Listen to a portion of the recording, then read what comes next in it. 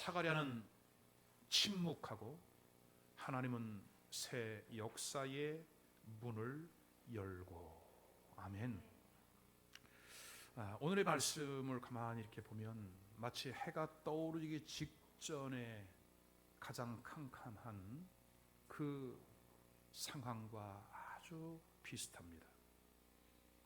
역사적으로는 어둠이 캄캄했고, 그리고 무엇보다 말라기 시대 이후로 하나님의 묵시가, 계시가, 말씀이, 은혜가 400년 동안 끊어졌던 그러한 시대에 하나님의 백성들은 그 영적인 고갈이 절정의 정점에 달했던 그 시대, 하나님께서는 사가랴와 그의 아내 누구?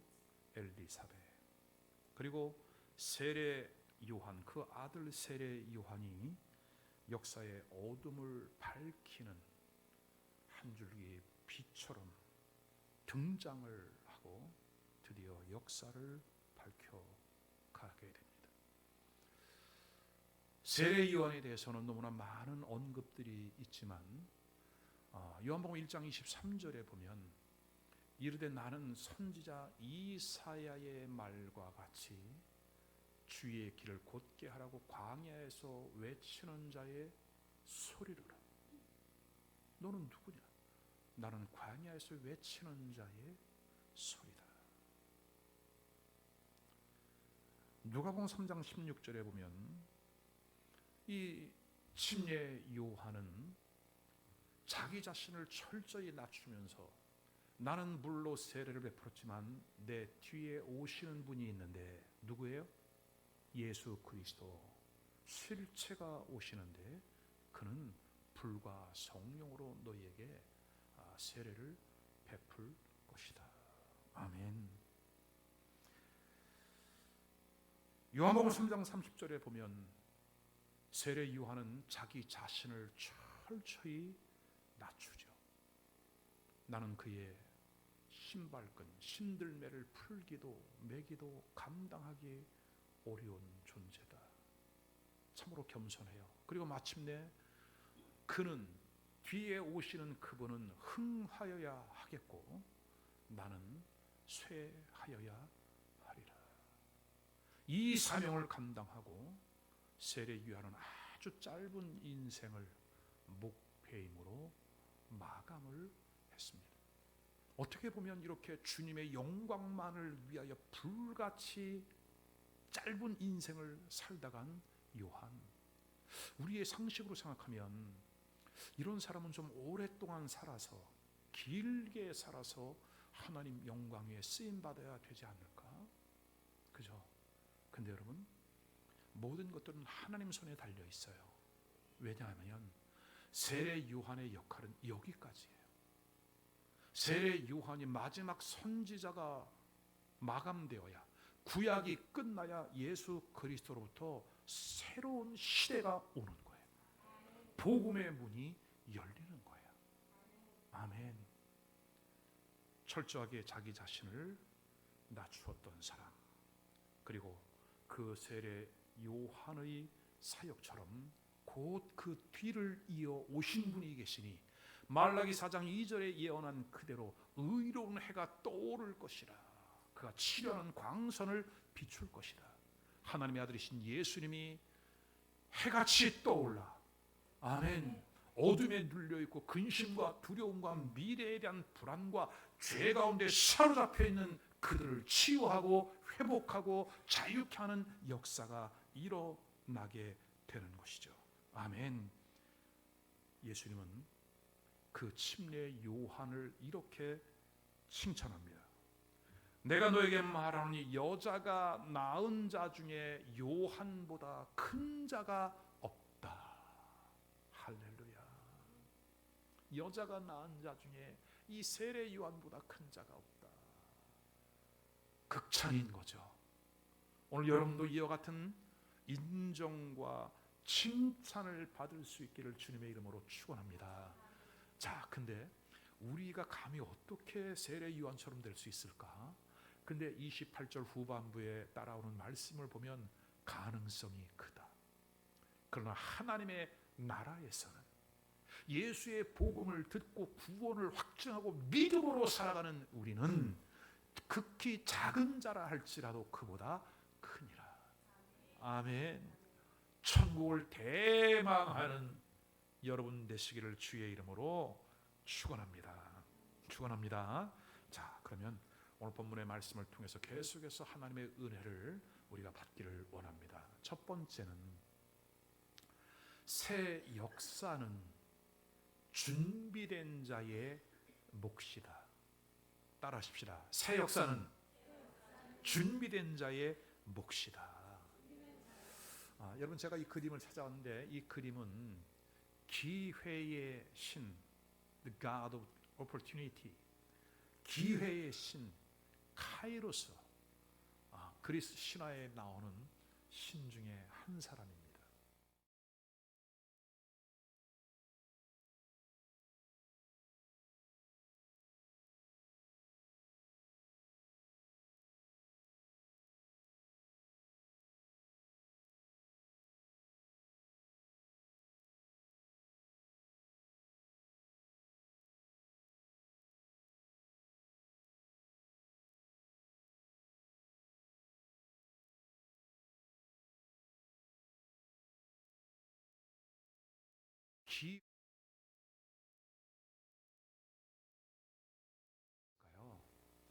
반드시 기회는 우리에게 찾아오게 돼 있다. 아멘. 그 기회가 올 때에 머리채를 잡듯이 움켜 쥐어라. 근데 그 기회를 놓치고 나면 잡을 수 없다. 기회가 민머리거든요. 잡을 수 없어요. 그리고 발 뒤꿈치에 날개가 있거든요. 신속히 슉 지나가요. 그의 손에 들고 있는 저 저울과 칼은 무엇을 상징할까요? 저울은 정확하게 판단을 내려라. 칼, 예리한 분별력으로 결단을 하고 그 기회를 잡아라. 이해가 되십니까, 여러분? 우리는 이런 얘기를 참 많이 들었어요. 기회는 누구에게나 온다. 그죠? 근데 누구에게 준비된 사람만이 그 기회를 잡는다. 여러분, 오늘도 이 말씀을 듣고 있으면서 여러분들에게 기회가 오고 있음을 믿으십시오. 아멘. 그리고 어떤 기회인지 마음에 터치가 되거든 그것을 꼭 붙잡고 놓치지 않기를 주님의 이름으로 축원합니다. 프랑스의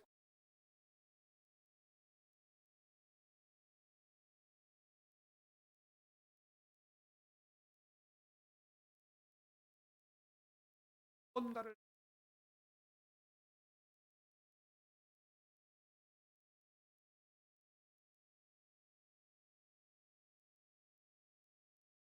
소위 우리 그들 평범하게 살아가는 그 기회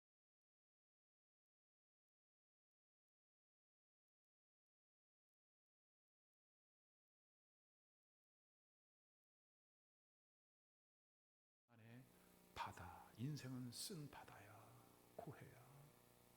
그 인생을 마감하는 것이죠. 오늘 사랑하는 여러분, 오늘 여러분 앞에 예비되어진 그 하나님의 은혜를 꼭 붙잡는 역사가 있기를 주의 이름으로 축원합니다. 기회를 붙잡은 자가 새 역사의 문을 연다. 아멘. 여러분, 이것은 비단 우리의 인생살이뿐만이 아닙니다. 우리 예수를 믿는 신앙의 사람들에게 있어서 믿음은, 신앙 생활은 그 어떤 것 위에 놓여 있습니다.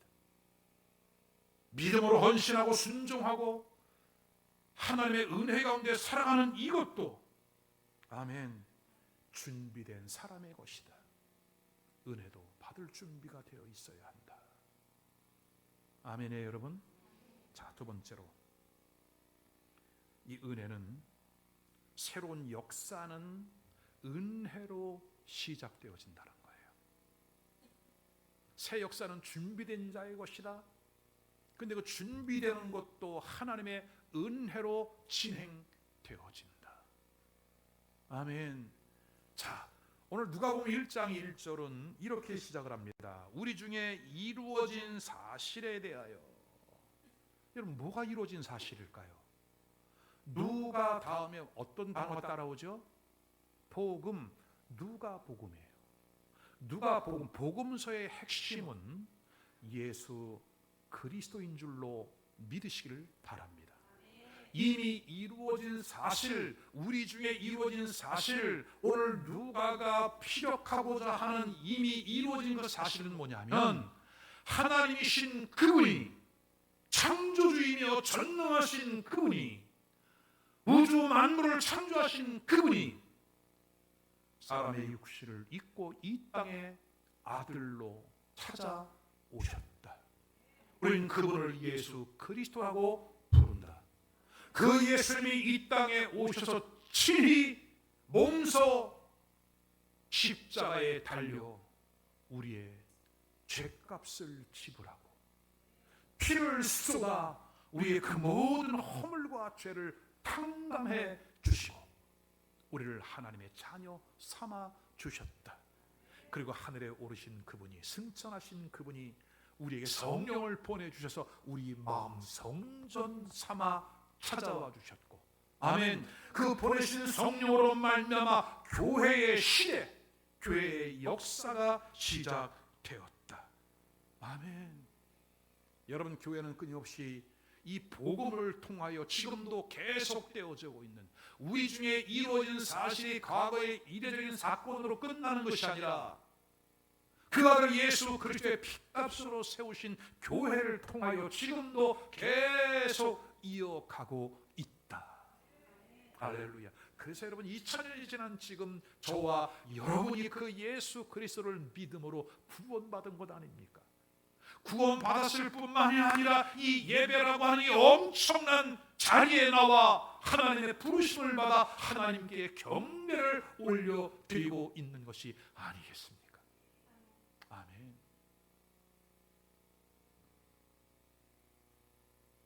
그렇다면 작은 두 번째로, 이 은혜의 출발점은 어디일까요? 누가복음 1장 전체의 주제는 새로운 생명의 탄생입니다. 그 어두웠던 그 시대에 침례 요한이 태어나더니 그 뒤를 이어 누가? 예수 그리스도가 태어납니다. 그리고 예언에 대한 성취를 말씀하고 있는 거예요. 자, 이제 오늘 같이 교독을 했던 본문이죠. 본문 5절은 이렇게 시작을 합니다. 다 같이 시작. 유대왕 헤롯 때에.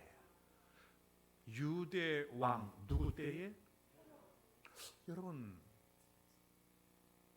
유대왕이면 누가 태어나야 되는 거예요? 어디에서 태어나야 되는 거예요? 누구의 후손이어야 되는 거예요? 다윗의 후손이어야 돼요. 유다 지파에서 나와야 돼요. 유대의 왕까지는 맞았어요. 사람이 틀렸어요, 여러분. 하나님의 백성인 이스라엘, 그들의 왕이 지금 헤롯이래요. 여러분, 왜 이런 일이 생겼을까요? 왜 이 사실을 지금 누가는 기록하고 있을까요? 단지 어떤 역사를 알리고자 함이 아니라, 헤롯이라고 하는 인물을 소개하려 함이 아니라, 지금 세례 요한이라고 하는 인물이 태어날 즈음에 그 시대적인 상황이 어떠했는지, 얼마나 정치적으로, 경제적으로, 영적으로 어두웠던 시기였는지를 지금 말하고 있는 거예요. 헤롯은 분봉왕이죠. 로마 사람이죠. 포악하게 이름 말할 수 없어요. 두 아내를 죽입니다. 자기의 왕위를 위해서는 세 아들마저도 죽여버립니다. 40년 동안 자기 정권 유지를 위해서 이 정도로 잔인한 행동을 해나갑니다. 그리고 예수님 당시에는 2살 이하의 남자 아이들은 다 죽여버렸던, 그죠? 그 시대의 상황이 얼마나 어두웠는지, 절망적이었는지. 자, 근데 그 시대의 한 줄기 빛 같은 그 조명이 쫙 비치기 시작을 하더니 누구를 비췄다? 사가랴와 엘리사벳 부부를 조명했다. 오늘 여러분 함께 예배를 드리면서 하나님의 성령께서 여러분 한 분 한 분을 조명하여 주시기를 바랍니다. 주여, 내 앞을 그냥 지나지 마옵소서. 나를 비춰 주옵소서.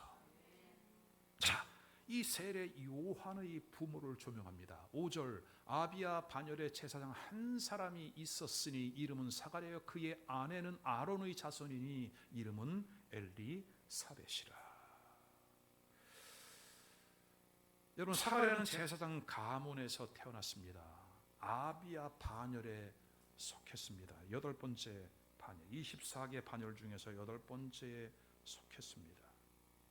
그리고 유독 좀 특이한 것은 뭐냐면 그때 당시에 문화 풍습이 여자들은 좀 이렇게 소외되는, 그죠? 제외시키는 성향이 컸죠.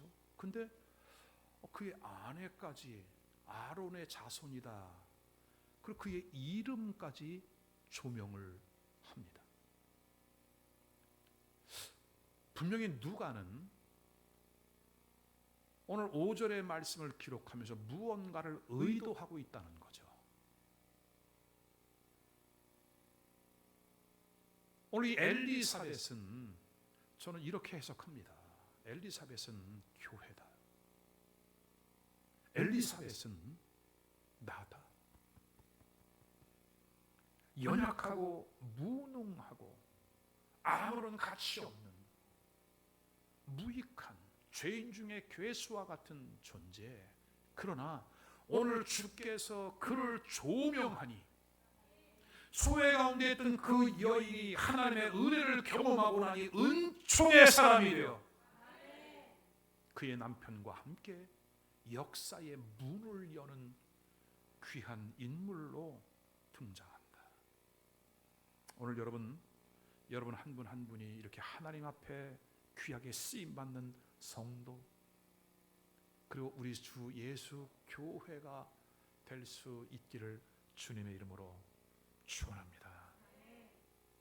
자, 이어서 누가는 사가랴와 이 엘리사벳 부부를 이렇게 소개하죠.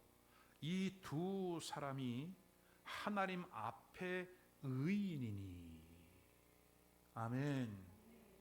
하나님 앞에 의인이래요. 어떻게 의인이 되는 거죠, 여러분?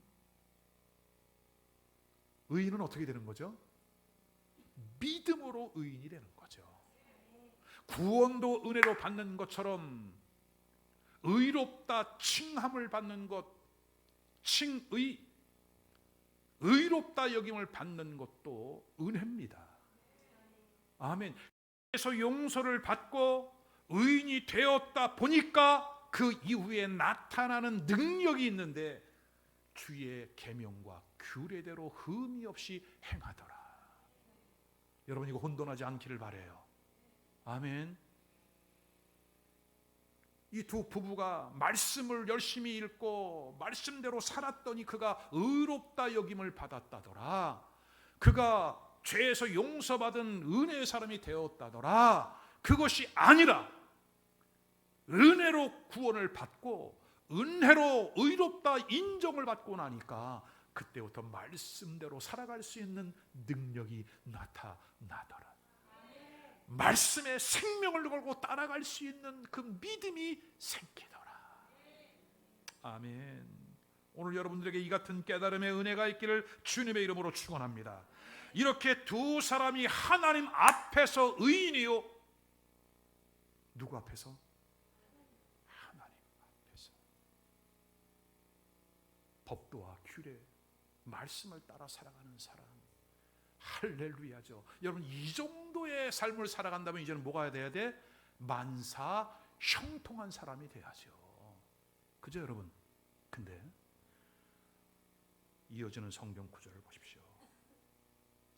오늘 7절에 보면 이들 부부에게 아주 치명적인 두 가지 핸디캡이 발견됩니다. 첫째는 뭐냐? 엘리사벳이 잉태를 못했대요. 자식이 없대요 여러분. 그리고 두 사람의 나이도 이미 많았대요. 당시에 자녀는 하나님의 축복이잖아요 여러분. 시편에 보면. 그죠? 근데 그렇지 않았어요. 자식이 없는 것이 오늘 이 사가랴에게 왜 치명적이냐면, 그때 당시에 제사장은 그 자녀가 그 직무를 이어받던 거예요. 종신직이에요. 대를 이어가는 거예요. 근데 이 엄청난 축복의 대가 끊긴 거예요. 개인적으로 얼마나 아쉬움이 클까요 여러분? 근데 그 정도가 아니죠. 저하고 우리 집사람이 결혼한 지 36년이 됐어요 지금. 근데 우리 집에 아이가 없어. 여러분, 진짜 없는 게 아니고 가정하자는 거예요. 진짜인 줄 알고. 그러면 혹시 성도들 중에 이런 사람이 있지 않을까요?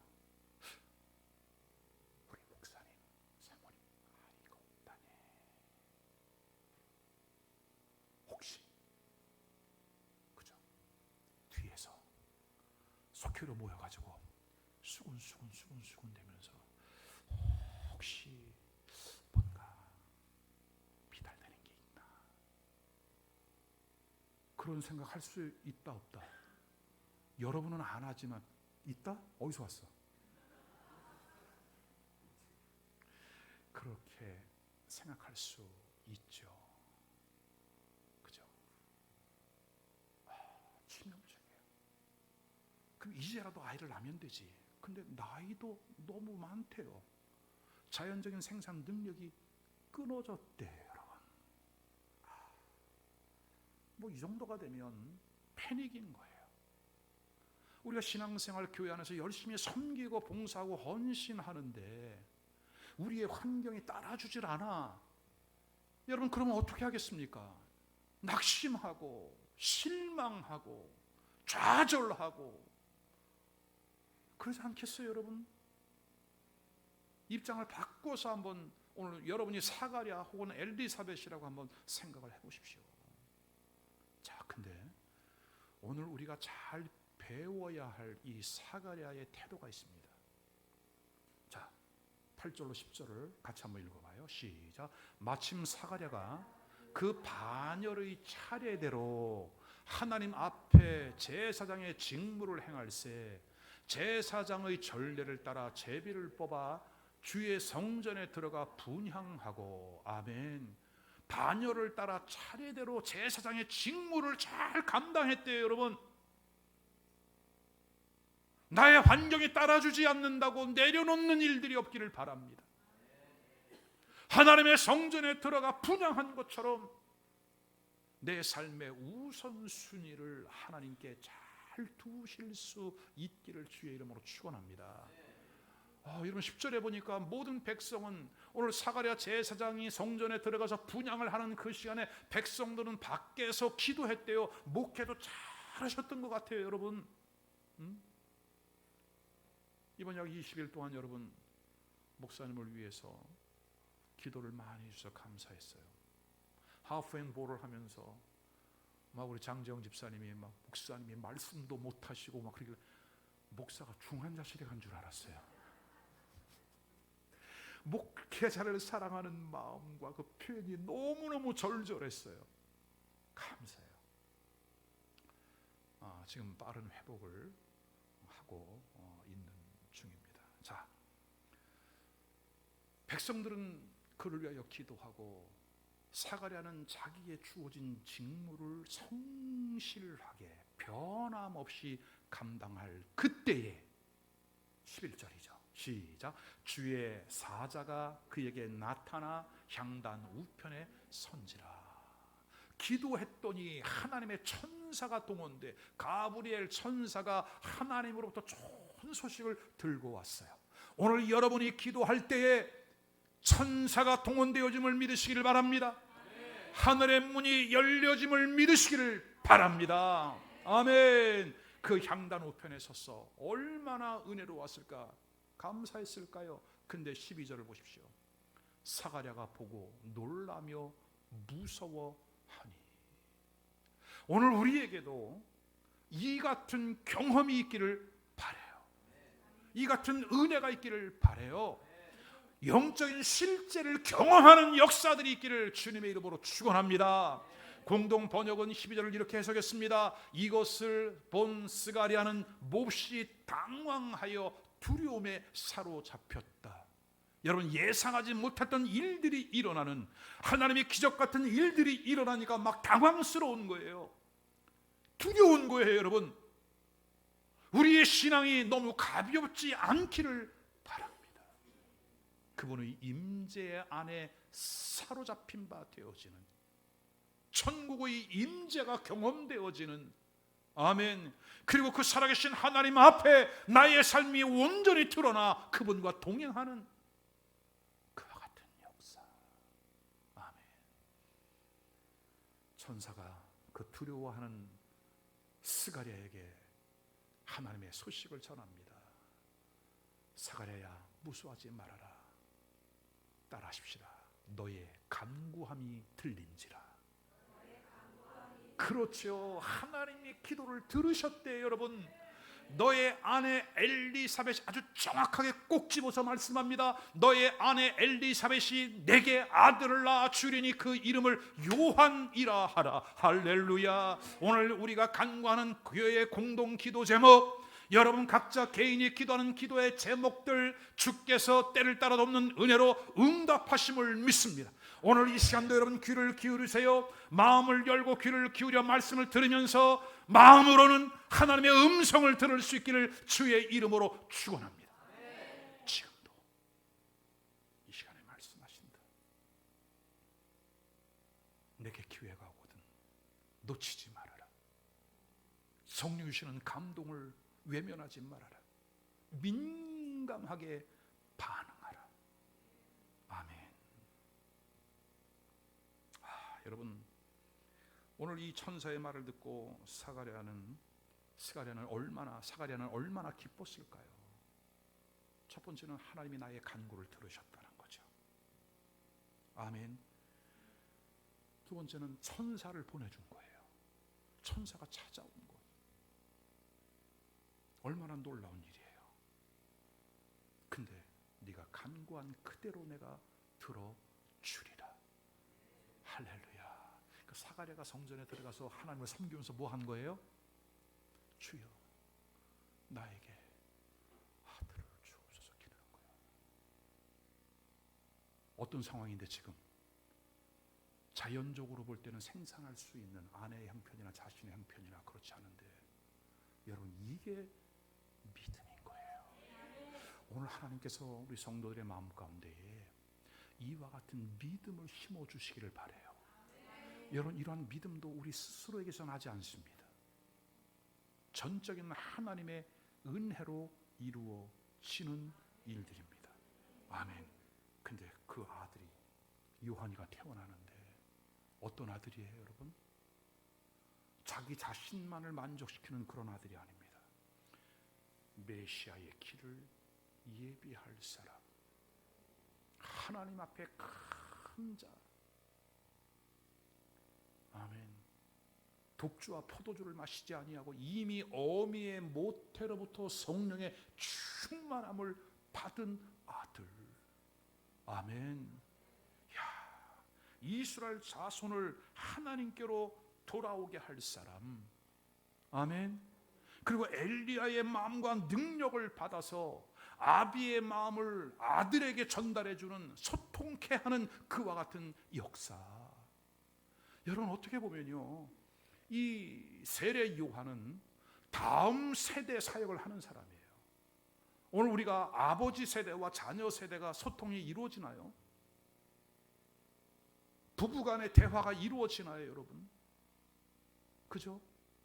근데 이 엘리야와 같은 심정과 그 능력으로 세례 요한은 사람과의 관계를 회복시키는 역사, 죄인된 우리 인간이 전능하신 그 하나님과 만나는 역사, 그 길을 예비하는 자라는 거예요. 이야, 여러분의 아들이 아니라 사가랴와 엘리사벳에게서 난 아들이 그렇다요, 아멘을 적게 하지 않기를 주의 이름으로 부탁합니다. 할렐루야.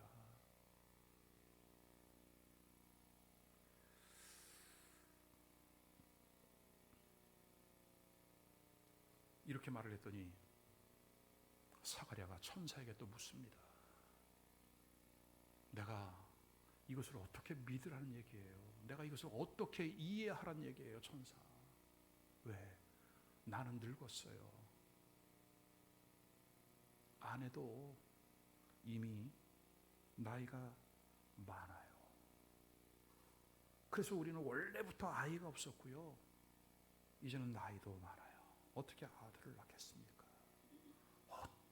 어떻게 이 일이 가능하다는 말이에요. 물론 천사로부터 너의 간감이 들렸어, 아들을 낳을 거야, 그 말을 들었을 때는 할렐루야죠, 여러분. 근데 무엇을 보니? 자신을 보니, 누구를 보니? 아내를 보니. 여러분, 오늘 우리도 이러한 일들을 똑같이 경험하고 있잖아요. 하나님의 말씀은 쏟아지는데, 기도할 때마다 하나님이 확신을 주고 확증을 주는데, 눈을 뜨고 나의 형편을 보니 불가능해 보여. 오늘 사가랴와 같은 똑같은 질문을 할 수밖에 없는 거죠. 그죠? 자, 하나님께서 그렇게 묻는 사가랴의 입을 닫습니다. 20절 다 같이 읽습니다. 시작. 보라, 이 일이 되는 날까지 내가 말 못하는 자가 되어 능히 말을 못하리니 이는 내가 내 말을 믿지 아니함이거니와 때가 이르면 내 말이 이루어지리라. 아멘. 여러분, 왜 하나님께서 제사장의 입을 닫았을까요? 제사장은 백성들에게 하나님의 말씀도 낭독해 주어야 하고 말씀도 가르쳐야 하고 백성들을 대신하여 성소에 들어가 기도도 해야 되는데 입이 생명인데 왜 그의 입을 닫았을까요, 여러분? 답은 이거죠. 내가 한다. 내가 한다. 차라리 사랑하는 종아, 너는 침묵하라. 침묵하라. 잠잠하라.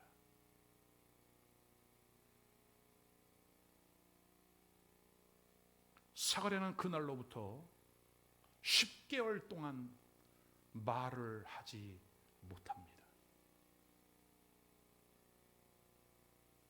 그의 아내 엘리사벳도 아이가 임신된 순간부터 5개월 동안 말을 하지 않습니다. 왜요? 하나님이 행하신 일이 기가 막힌 거예요. 때가 이르면 내 말이 이루어질 것이라. 그 말씀이 자신의 삶 속에 경험되어지는 순간 입을 닫을 수밖에 없는 거예요. 오늘 우리에게 이와 같이 기가 막힌 일들이 일어날 수 있기를 바랍니다. 우리 이 하나님을 믿는 거예요. 이 하나님을 예배하는 거예요, 여러분. 이 하나님을 신뢰하는 거예요.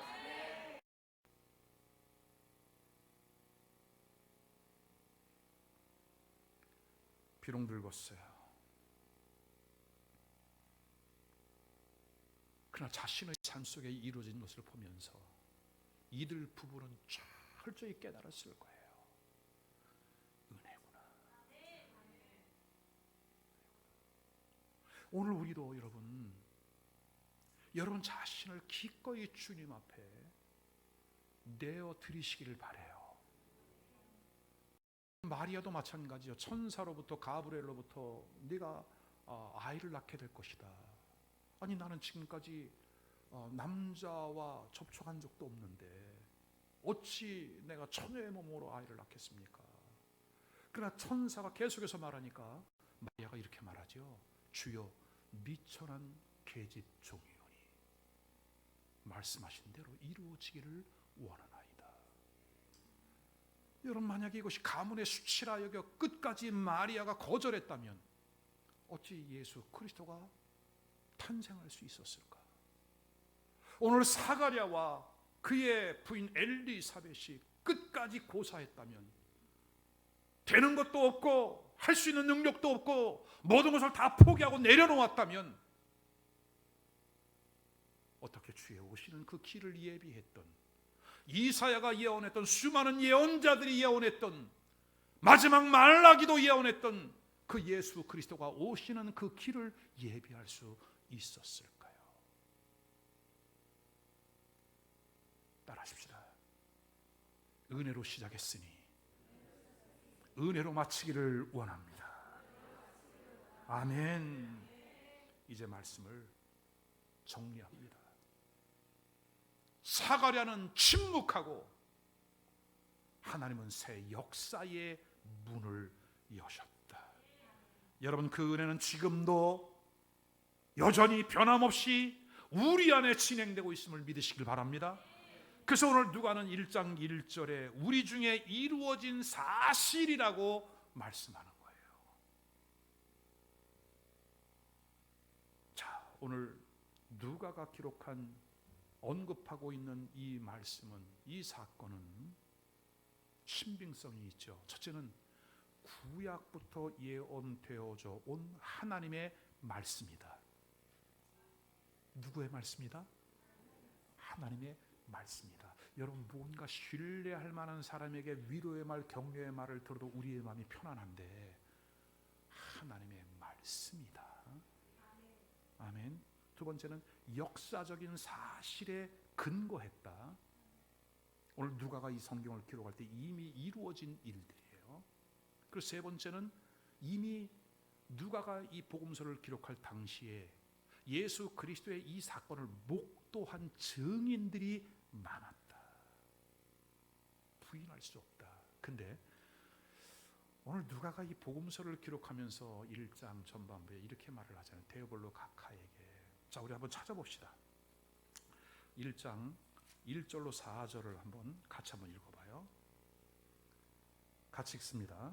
우리 중에 이루어진 사실에 대하여 처음부터 목격자와 말씀의 일꾼된 자들이 전하여 준 그대로 내력을 저술하려고 붓을 든 사람이 많은지라 그 모든 일을 근원부터 자세히 미루어 살핀 나도 데오빌로 각하에게 차례대로 써 보내는 것이 좋은 줄 알았노니 이는 각하가 알고 있는 바를 더 확실하게 하려 함이라. 아멘. 자, 말씀에 근거했고 사실에 근거했고 이미 많은 증인들이 있었는데 어떻다는 거예요?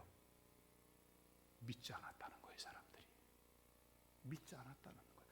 그래서 오늘 누가는 이 말씀을 지금 기록하고 있다는 거예요. 단회적인 사건이 아니라 이 역사는, 기적 같은 역사는 지금도 우리를 통해 이루어지고 있다. 그 사실을 믿으라고. 아멘.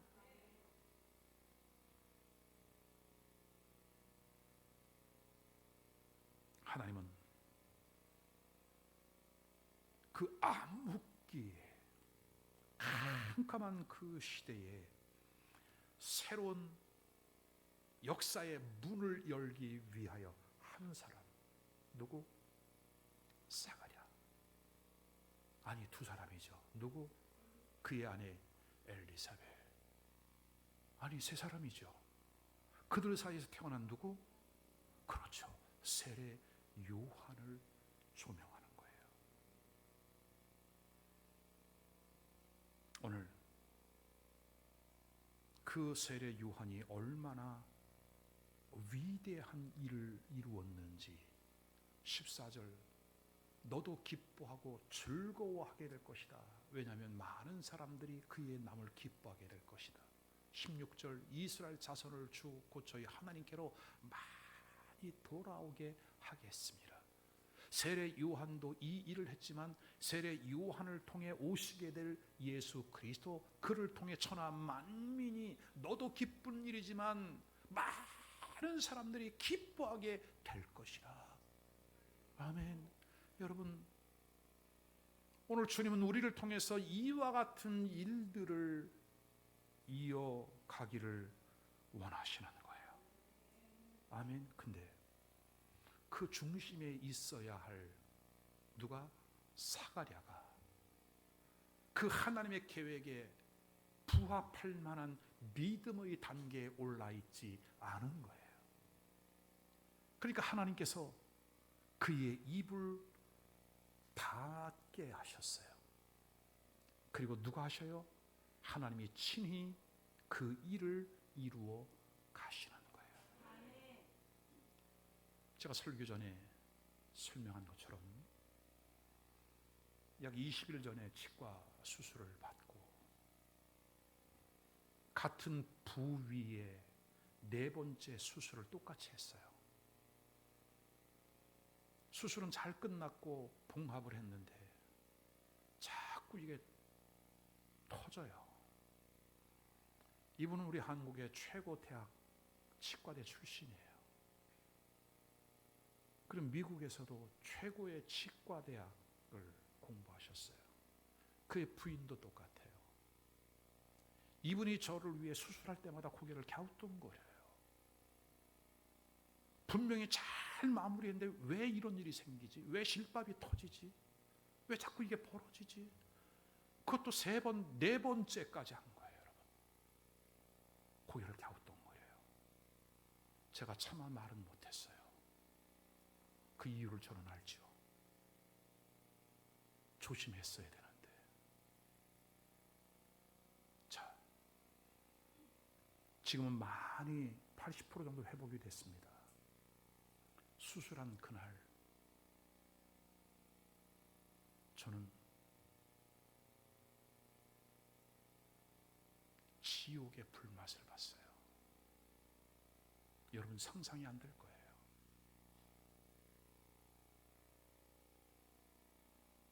우리 집사람 미국에서 온 친구 목사 내외가 깜짝 놀래. 이거는 당장 수를 해야 될 거라고. 근데 저는 그런 마음이 하나도 들지 않았어요. 모든 일에 우연은 없다. 왜 이런 일이 나에게 생겼을까? 수박덩어리처럼 얼굴은 붓고 그 통증이 머리 끝까지 올라오는데 그냥 어디에 머리를 들이받고 싶은 40일 금식기도 당시 30일쯤 지나면서 왔던 그 고통이 다시 재현되어지는 그 아픔의 시간들을 통과하면서 하나님 앞에 눈물을 쏟아내기 시작을 하는 거예요. 지금 10월달 너무 중요한 이 시기에 우리 성도들과 함께 기도에 불을 붙이며 돌파하고 이리 뛰고 저리 뛰고 해야 할 그 중요한 타이밍에 20일 동안 강제로 입을 닫으신 하나님, 2가지 메시지를 받은 거죠. 첫째는 내가 한다. 내가 한다. 두 번째는 철저한 회개의 역사.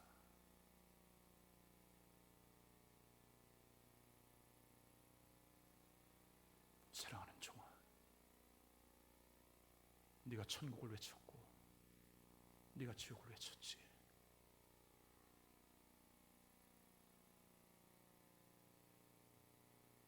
정말 잠깐 동안의 그 지옥과 같은 그 고통을 보면서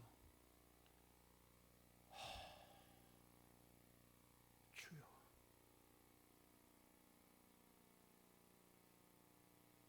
주여,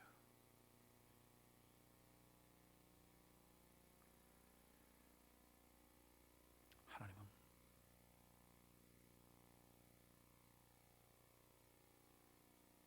사가랴와 같은 우리를 계속 격려하면서 그 믿음의 단계가 올라올 때까지, 아멘, 다른 표적으로, 증거로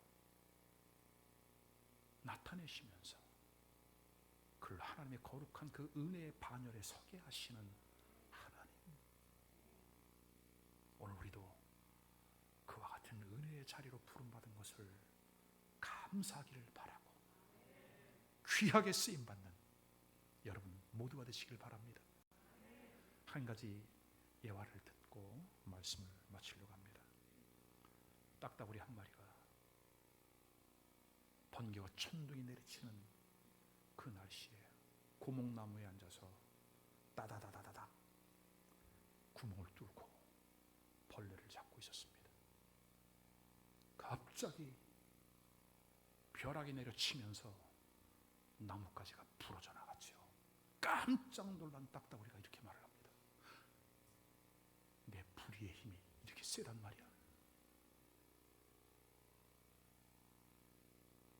여러분, 오늘 혹시 우리가 신앙생활하면서 이 딱따구리 같지 않은가요? 나의 힘, 나의 능력, 나는 저 사람하고 좀 달라? 혹시 그러한 마음이 있다면 오늘 누가복음 1장은 1절부터 80절까지 긴 내용을 우리에게 소개하는 거예요. 누가 한다? 하나님이 한다. 내가 한다. 이것을 믿어라. 근데 안 믿어져. 못 믿어. 그러나 이마저도 하나님이 이끌어 가신다. 여러분, 저는 우리 성도들과 함께 괜시리 무언가 조그만 거 해놓고 우리 자랑하지 않기를 바라요. 정말 주님, 나는 아무것도 아닙니다.